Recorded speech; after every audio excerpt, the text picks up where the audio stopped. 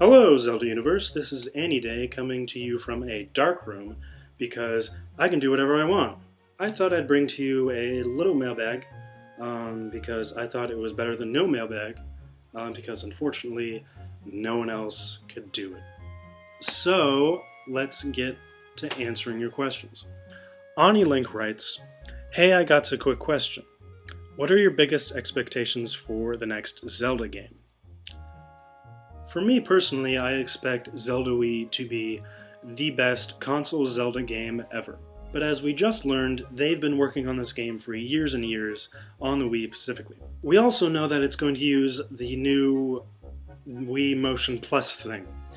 Now, I hope they don't make that a gimmicky minigame thing, because I know they're going to make me buy the Wii Motion Plus just to play it, and if I wasted my money just to play gimmicky minigames on it, then I'm going to be really mad. Next, something that's really important is that I really hope they push the graphical capabilities of the Wii. Now, I know there's people out there going, oh, well, gameplay is better than graphics, I don't care about graphics, blah, blah, blah. Well, I don't care. It's 2010. We have consoles like the Xbox 360, the PS3 that have really lifelike graphics, and the Wii's graphics, they suck. I mean, it's Zelda. It's the most famous Nintendo franchise next to Mario, and if they don't push the Wii graphically with this new game, I've wasted my money. What I'm also hoping and expecting in the next Zelda Wii is that they up the level of difficulty. What I do hope they do is that they bring in a new type of strategy that shakes up how veteran Zelda players know how to play Zelda. For example, when you walk into a Zelda dungeon, from the environment you can tell what kind of item you're going to get, what kind of puzzles there are going to be relating to that item, and you automatically know how to defeat the boss at the end because you know what item you're going to get.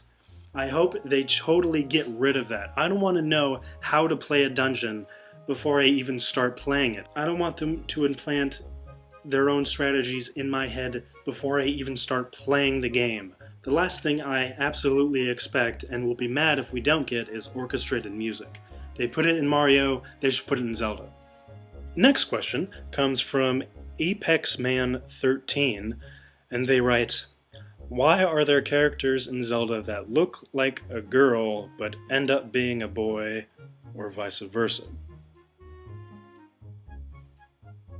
See, I don't really know what you're talking about, because I don't think that's the case in Zelda. I think you're thinking about Final Fantasy. Waker of Twilight asks, "I'm thinking of getting an ocarina, but I don't know if it'll be good to put money into it. Is the ocarina easy to learn?" I don't blame you for wanting to learn ocarina. Whenever people think of the ocarina, they think of Zelda, and whenever people think of Zelda, they think of the ocarina. Ocarinas, fortunately, aren't that hard to learn. It's easier than, say,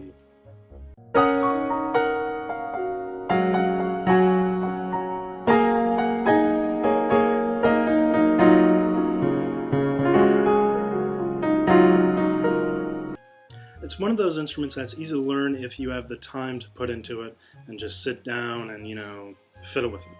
What I do recommend, though, is that you go to stlocarina.com. They're pretty much the best website to go to get an ocarina. They have all types of ocarinas, including Zelda ones. Once you go there and pick out a model, what I suggest you do is go to YouTube and look up ocarina tutorials and go from there.